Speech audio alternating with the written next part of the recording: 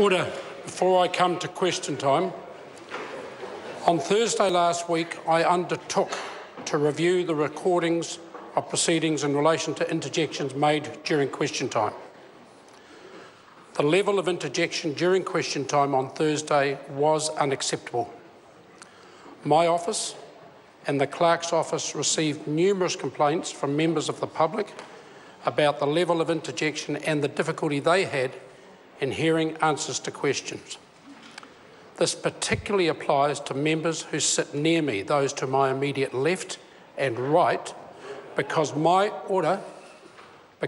microphone is live at all times and picks up interjections from those members.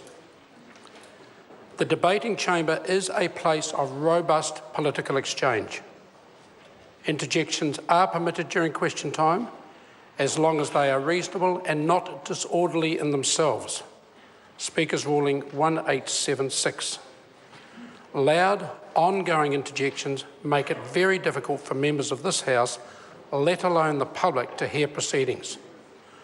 I intend to take a tougher approach to disorderly interjections that may mean constant offenders will be asked to leave the chamber. With regard to question 11 last Thursday, the level of interjection was unacceptable, and I acknowledge that I should have moved to give more assistance to the relatively new member. However, the level of interjection was heightened by attempts to table documents that it seems were readily available to members. It is the responsibility of the member seeking to table a document to ascertain whether it is freely available, and I warn all members that the risk of misleading the House in this way is serious. There have been complaints from some members about the length of replies to questions. I remind all members of the requirement to ask short, relevant supplementary questions without including excessive opinions. Replies must also be concise, Standing Order 3862, which means not only short in terms of the number of words used, but also no longer than need be in order to answer the question adequately. Speaker's ruling 1965. Replies will generally be longer than the questions that they are answering.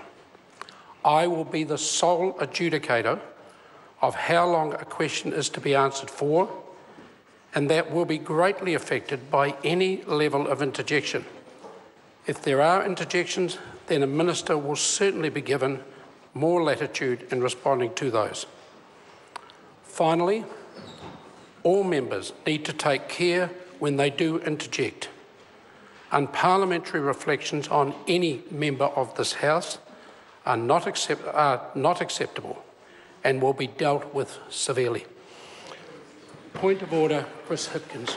Mr Speaker, there are just a few things out of your ruling that I would like to ask for clarification on, and that is, first of all, around the tabling of documents, where you've indicated that the onus is on a member to ascertain whether a document is publicly available before it can be tabled. I just want to get some reassurance from you that a best endeavours approach is the right way to go, because it isn't always possible for a member to search every available website to see whether something's available. If they've received it under the OIA, for example, they may or may not be publicly available, and a best endeavours, I think, approach should be taken to that.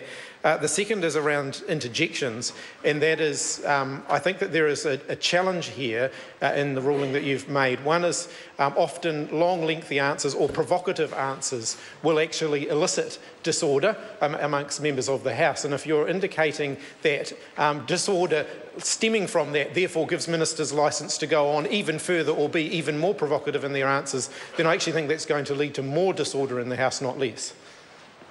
The Honourable Jerry Brownlee. Mr Speaker, also on the day in question, there was a very audible derogatory comment from a member directed at yourself. So I presume, sir, that you have considered the tapes, listened to the tapes, and will be aware of that comment. Is it your intention to leave the matter with the warning that you've given the House today, or should it be taken somewhat further? I realise that if there was a privilege case to be brought, It should have been brought as soon as possible. But given the severity and the ridiculous nature of the comment, two almost contradictory things, it was decided, certainly on our side, to leave your consideration to the undertaking you had given to the House last week. Can I first address the points raised by Chris Hipkins? With regards to tabling, the point I'm making in that ruling is I will be asking the member who seeks to table whether they've done some work to ascertain.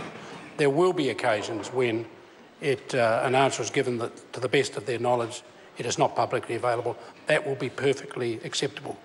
With regards to the point about ongoing provocative answers, if the member had listened, I said quite clearly that I will be the sole adjudicator as to the length of answers, but I'm equally saying to ministers answering questions, once the question is answered, that is sufficient. To go on and then add provocative words is unhelpful, leads to disorder, and I will be dealing with that more severely than the past.